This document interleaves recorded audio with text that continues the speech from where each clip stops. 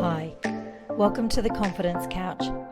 I'm your host, Julia Dickenson, and in this series I interview amazing women exploring through conversation what it takes to cultivate everyday confidence.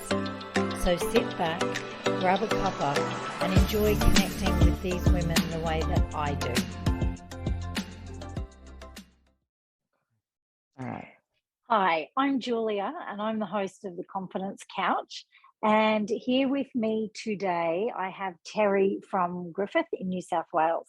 Now, Terri and I are like, well, the sisters that we never had for each other, I think is the best way to describe it.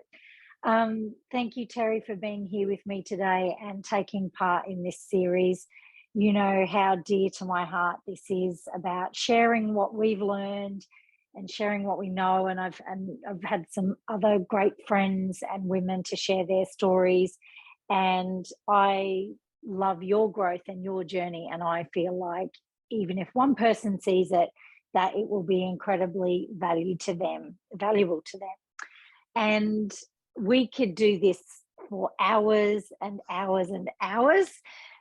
Just the times that we've said, oh my God, we should have hit record on that conversation because it's just so helpful and useful, and we've both supported each other through this journey, and grateful that I met you back end of 2019 at the Mind Academy, when we both jumped into hypnotherapy and coaching.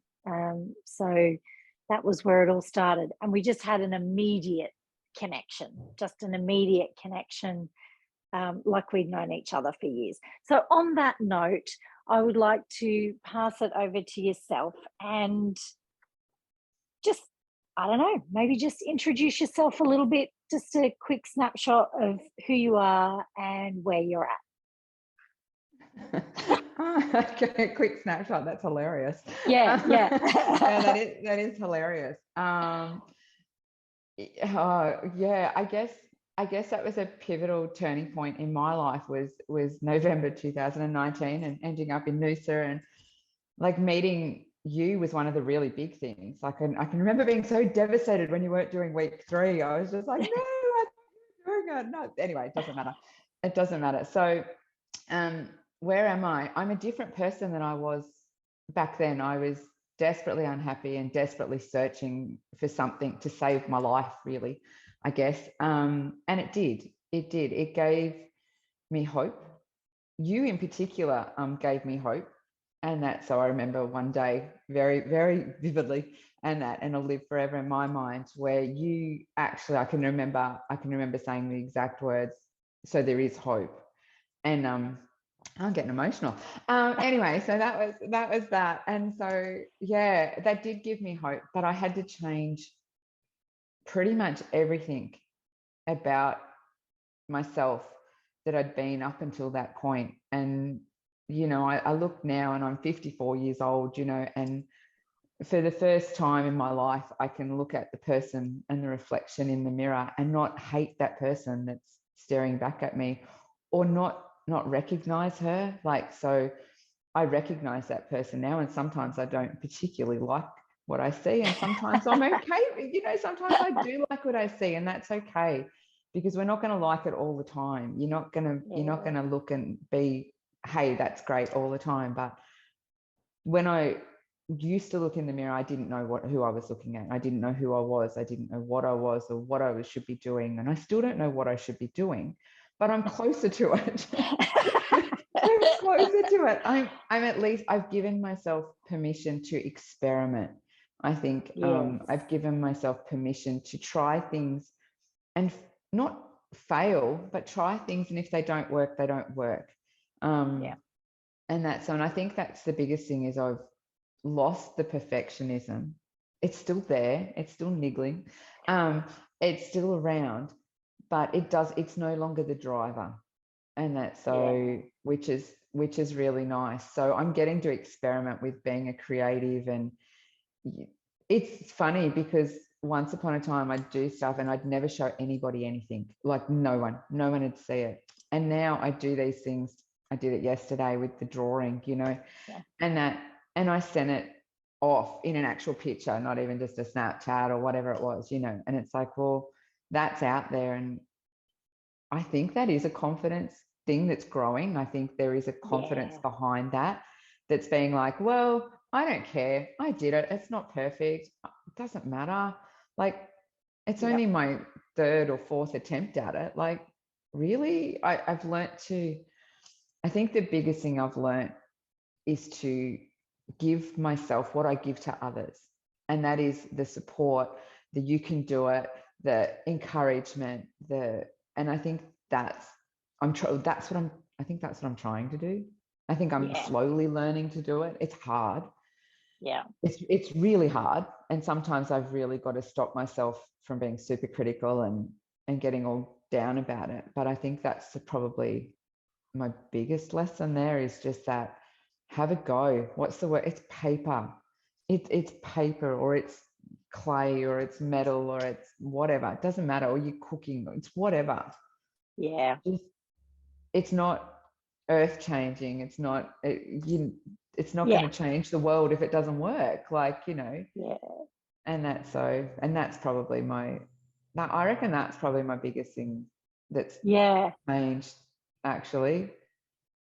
I definitely, and that theme of confidence through that and cultivating confidence. And that's one of the strong themes that's come up through filming this series is that, sometimes we mistake confident people that like they've always been that way, right? They've always had this Yeah. confidence but it is cultivated through practice. And the other theme that you just mentioned there was around that conversation, turning that conversation around in your head. And what I really loved what you said was giving myself what I give to others. Oh my God. I just got like this shot of tears behind the back of my eyes because that's it. Like we're so willing to give this Yeah. love, compassion, and kindness to other people, and yet we're so reluctant to give it to ourselves.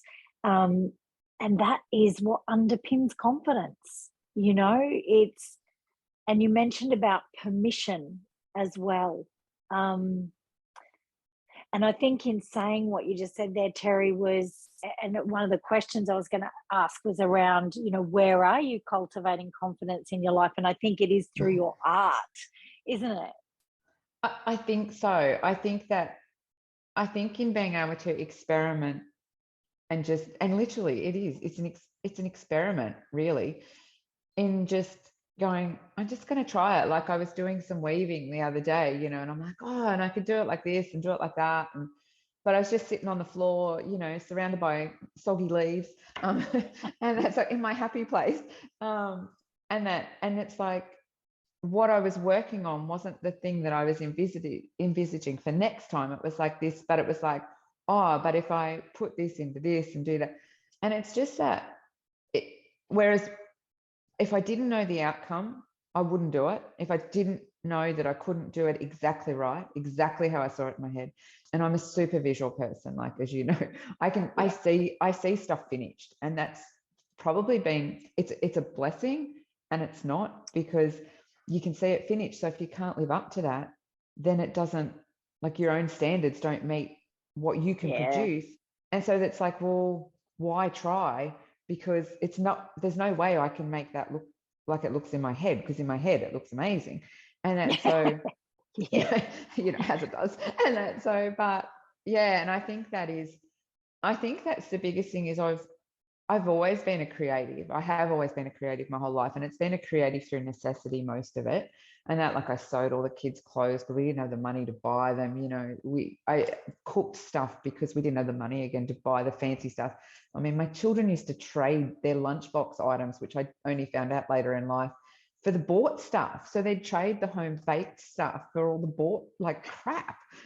So at school, they said it was good currency. It was great currency. I didn't know this. They weren't going to tell me, obviously. But through necessity, I've been a creative. And it's only now that I'm allowing myself to be a creative as a creative and that sort of thing. I still don't call myself an artist of any kind. I'm a creative and I'm a maker, and I'm happy with that. And Yeah. that's so, I have a lot of people still say to me, oh, when are you going to get out there? When are you going to do your stuff? When are you going to put your stuff out there? And I find that pressure is like really hard. Like that for me is like, oh, I can feel my heart already going at the thought of it. And my answer actually at the Christmas markets to one lady I know quite well, who had her stall there and her stuff was beautiful, was when I'm ready. I said, I'm almost ready. And I think I am getting a lot closer.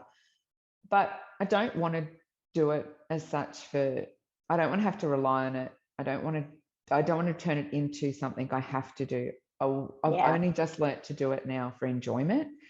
So I don't then want to turn that into, you now must do this for a reason or a purpose, so I don't want to do that. I just want to have a little fun with it and take the pressure off it. And I think being a creative just to enjoy the creative process or just finding the stuff in there. My house is filled with leaves at the moment, like just different color, different shape. There's leaves everywhere. And so everywhere I look, there's leaves and there's a pattern in that. And it's forming this thought process, that there's something brewing there. And I'm not quite sure what it is yet. I haven't quite got my handle on it, but I don't care. It doesn't matter. It doesn't matter. But there's a softness in the awakening of being allowed to fill my house with leaves. Like just that in itself. Like once upon a time I'd be like, no, like I don't need all this crap sitting around, but I'm looking around and there's bloody leaves everywhere. So it's like hilarious. It's hilarious. There is leaves everywhere. And I think that is also, I think the thing behind that is I don't feel like I need to justify that now to anybody. So if somebody comes in, I think I've always been so driven by what other people think. And I know that or everyone else's opinion has been my own self-worth. Yeah, absolutely. I think we all absolutely all suffered from that one. Yeah. Yeah. And do suffer. I still definitely do suffer, but letting go of the reins that little bit allows you to become more who you are. And I think I'm stepping more into the person I've always been. Yeah. But never showed the world. Yep. Or even my family. Or, like this is all new to them too. They're not quite sure who I am anymore either. What happened to Mum?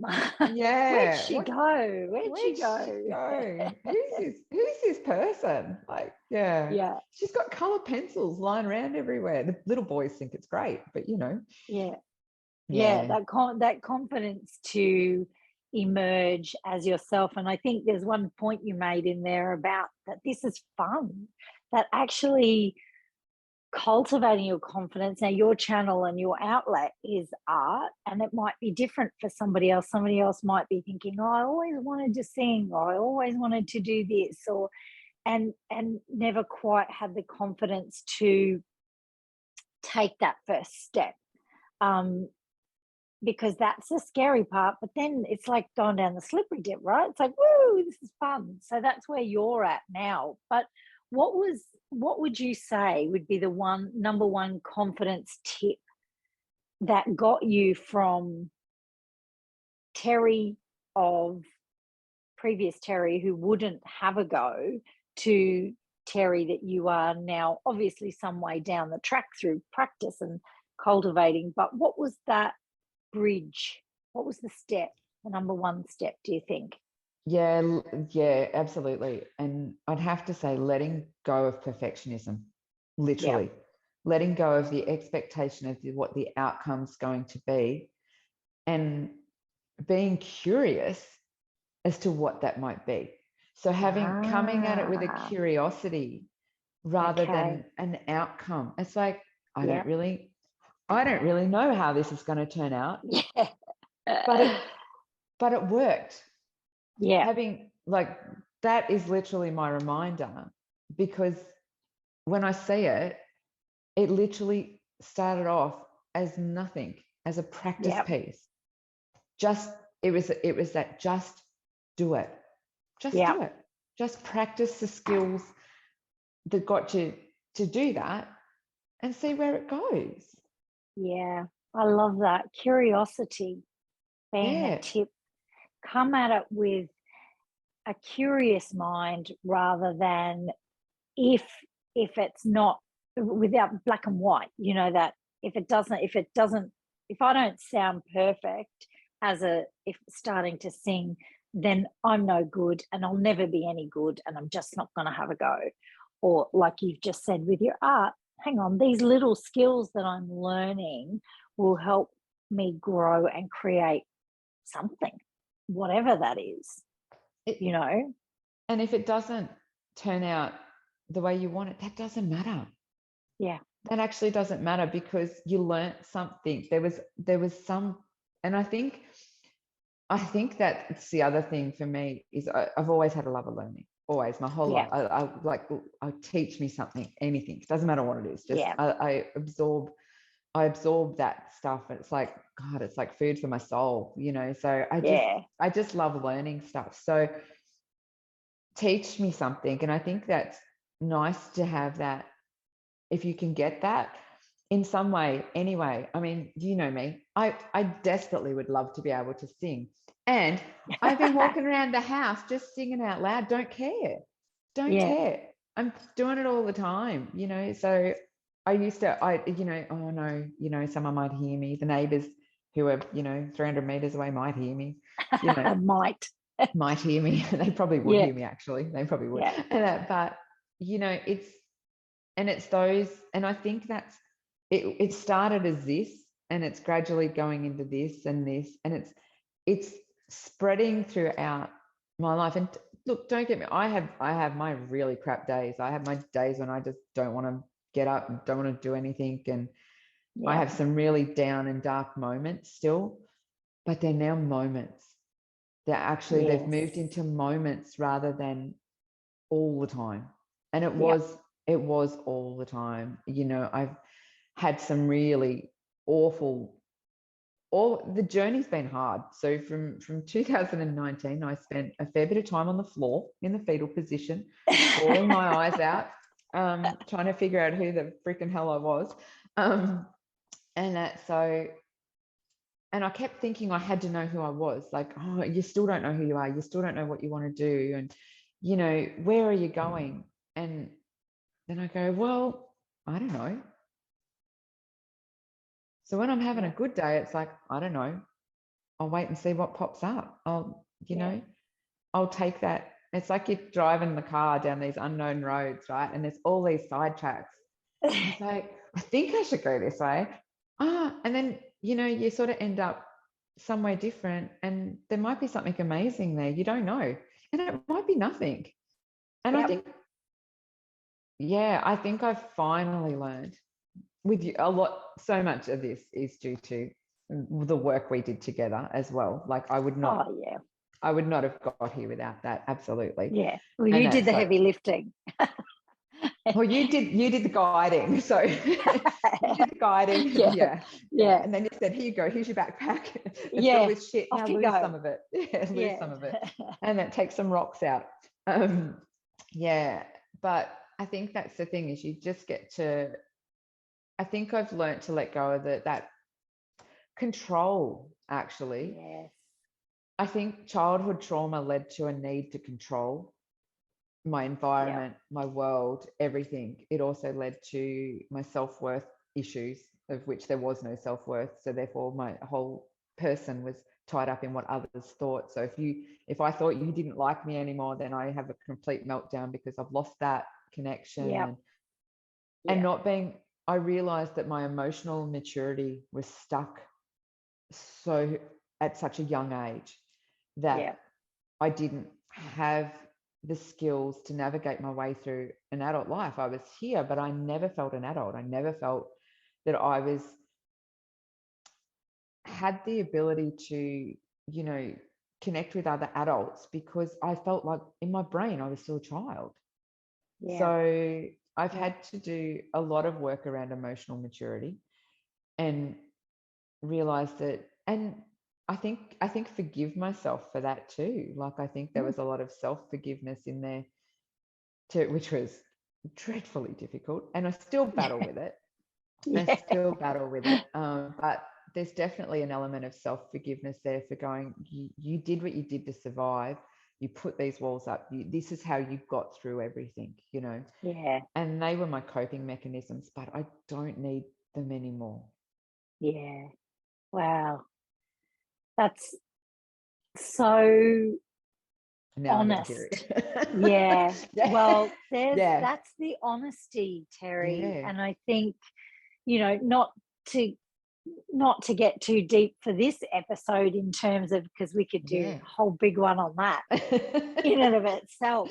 But it I think the thing that was coming across in this interview in particular is the confidence sits, that's your front, right? That's what people see. That's how you show up in the world. But it is backed up by what's underneath. And you can express more the more solid the back end is, if that makes sense. The more, I guess, if you were to choose a metaphor, you've got your concrete slab and then you're building your house on top of it. And, you know, how far that house can go and how much you can build on it, how many stories you can go up, depends on how solid the foundation is. And that's the honesty, that's the work, that's the cultivating of these little steps and these little actions that build that confidence that can now express itself through your art. And as you said, by choosing to focus on the art and building confidence there, it's kind of trickled out into everything else. So you don't have to attack it all at once. You just start God, with no. one thing, you God, know? no. I don't know. Start with one. Start with one. Yeah. Yeah. Terri, is there a mantra? So you were saying that you still continue to, you know, like we all do. You have your good days, you have your bad days, you have your moments. When you're in a moment and you're having a moment, is there a mantra or something that you say to yourself that helps you move through that moment? Yeah, I think there is now, and it's this will pass, but feel what you're feeling. Like you don't Yeah, have to move, and it's not really just a phrase or anything. It's more like a acknowledge what you're feeling, acknowledge yeah, it, and why am I feeling like this right now? And today's crap and I feel crap, and you know, I'm just having a bummer of a day, and something might have triggered it, which is usually what's happened. There's a thing that's triggered it. And I find journaling really helps. If I journal that out, even if I feel yeah, like crap, and if I write down that I feel like crap and why I feel like crap yeah, and what's triggered it and all of that. But through the morning pages, which from the book that you gave me, that Seeking Wisdom, and was it Seeking Wisdom that yeah. had the morning pages? Is it? Yeah, and it's Yeah, a Julia. Oh my God, her Cameron. name is Cameron, Cameron. isn't it? That's it, Julia Julia Cameron. Cameron, The Artist's Way.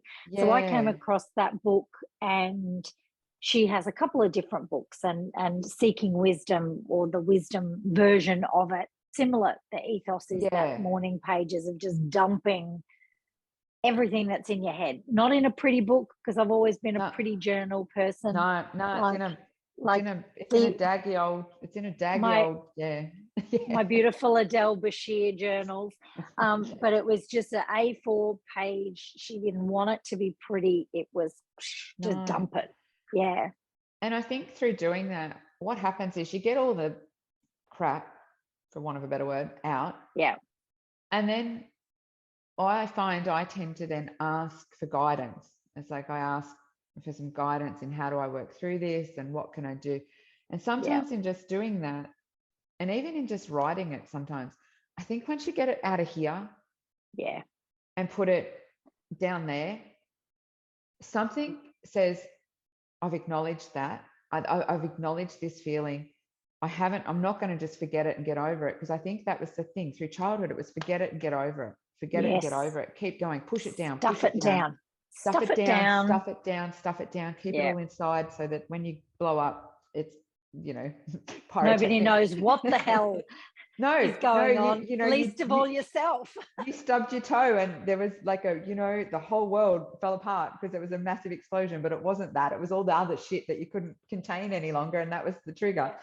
And that, but yeah, so I think when I'm really, really bad, I journal lots.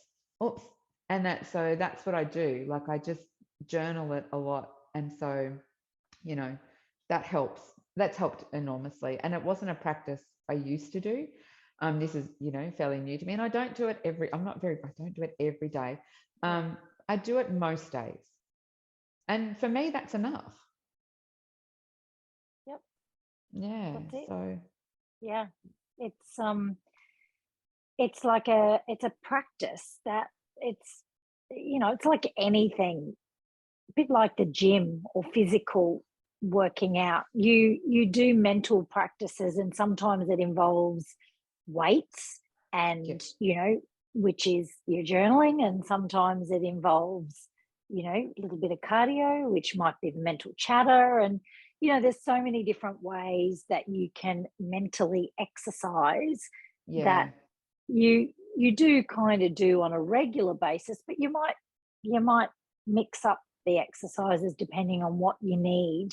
And that's, I think, journaling, obviously I'm a massive advocate for journaling. I love it. I loved the introduction to the morning pages because it was less about recording things for the future or what. It was just it was 3 pages of, and I adjusted it slightly. So in the morning pages from Julia Cameron, and a book that clearly changed your life and mine, the way that we did things, was 3 pages. You had to do 4 A3 pages or 3 pages. I had an A4 book, so that was long. So I skipped every second. So I did every second line. And then what I found was an adjustment I made was I set a timer for 20 minutes. I went, right, I'm just going to write for 20 minutes. Whatever is in my head, I'm just going to get this stuff. And there's no checking your spelling, rephrasing anything. There is literally, it's just whatever comes out of your head. And you don't even, I think in her 12-week program, for the first 8 weeks, you don't even look back on it. You don't even reflect on it. You just get it out. I just use it as a get it out. And then an ask, because in the Seeking Wisdom, it's about learning to pray as well. So it's not, you don't have to pray to a religious God or what it can be. If you're religious, it can be anything. And I mean, for me, mine is like, I'm a very, like, I'm the universe, and I'm, the Mother Earth and all of that, the spirits and goddesses and all of that sort of stuff. So that's my religion, I guess, now. I mean, I was brought up very Catholic, and I ditched that quite early because I didn't like what was associated with that. And that's so, but since I've allowed myself to actually be true to that, like that is, it opens up opportunities and it opens up processes in your mind, because instead of pushing it down, you get to free it. Instead of being like, oh, that's wrong, oh, that's not right, oh, you must go to mass, and oh, you must go to confession, and oh, and tell this weird old man behind a curtain stuff. No, I don't know. That's just weird. And that's so sorry, but that's me. I don't mind who else believes in that. If that's the thing that gives you a belief and a support system for yourself, fabulous. And there are lots of people out there that religion, like your mainstay religions, do. And I just believe that we should be allowed to embrace what works for us. I don't think it should have to be. I don't want an opinion on that. Was my journey through that, and I've come to where I am. But I don't mind if, like, mum and dad still off to church. My Danny's parents, they're very, very heavily into the church, and it gives them a lot of, well, I don't know, support. They've got a lot of, and so I think that's wonderful that they've got that. It's just not for me. And I think that comes back to that. Well, I guess it is confidence. It comes back to allowing yourself to be different. Give yourself permission to be different from the other people without the judgment of yourself, mainly to start with, judgment of yourself, self-judgment, and then judgment that others have to come on your journey and pathway as well. And I think that's probably one of the hard things is, as this stuff opens up and you can see possibilities for not only yourself, but for people around you, is to not want to go, hey, you know, you should be doing this too, you know. Yes. Also seeing the possibility for others and then allowing them to take that journey as they see fit. So I think that's because you get really excited and it's like, you know, and I've had people say to me, because I mean, in losing so much weight and that as well, people say, oh my God, you know, what have you done? You know, and how have you got to this point? And I said, well, it's been a lot of work and it's a lifestyle change. And it's a commitment to a healthier life, really. It's not a diet. It's a change of lifestyle. And I said, and also it was about putting myself first, which I'd never ever done. Because it was all like, well, nobody else wants to eat this really healthy food, and now I just don't care. It's like, well, you make your own dinner then. Like, this is what I'm having. So high five. But it is that thing where I've always done, you know, we've always had the kids and it's a big family, and it's always been that, oh, this is what the majority want to do. This is them, you know, and not finding time for yourself because you're so busy doing everything for everybody else. Which means you don't have to take care of your own shit, right? But you know, you just keep putting that over there and pushing it down. I'll deal with that later. So when you have a complete and utter mental breakdown, I guess you have to deal with it then. Like, that's the point. You've got to deal with it, you know. It's like, later's here. Hello, later is here. Are you going to get up anytime soon? No, not really. Terri, we could keep going, and I am going to tie a bow on it. Good. So that I'm going to tie, as I do like to tie a bow on it. But before I tie a bow on it, I just wanted to say, or ask yourself, is there something that you would tell your younger self, either in the present moment or would have liked to have known when you were younger, as a teen or a young adult? Is there anything that comes to mind that you think, or even through your child work, and that you're like, that was it? I think the first thing that popped into my mind was, you are worth it. Oh my God, we're gonna end it. Sorry. I don't know, like, there's lots I could say, but that was the thing that actually, like, anyway, I love it. That's it. That is a great place to tie a bow on it. It is. It's beautiful. It's beautiful. And thank you for opening up and sharing today. I know there was a few nerves about doing this with me, but as I've said a few times now, if somebody watches this and it helps one person, we've done our job, right? We've done what we've just had a space, and we always learn every single conversation. So we always walk away with some value for ourselves if nobody watches it. So it's true. It's true. So thank you very much for today. And if you're watching, I really hope that you connected with Terri's story the way I have over the past couple of years. And I wish you all the best on your journey. So watch the other episodes. I've got 6 beautiful women in this series sharing their stories and their tips and their ideas. So hopefully from that, you will pick up something that will improve you, your day, your life, whatever it is. So thank you very much. And I'll see you on the other side, Terri. Definitely. Bye. Bye.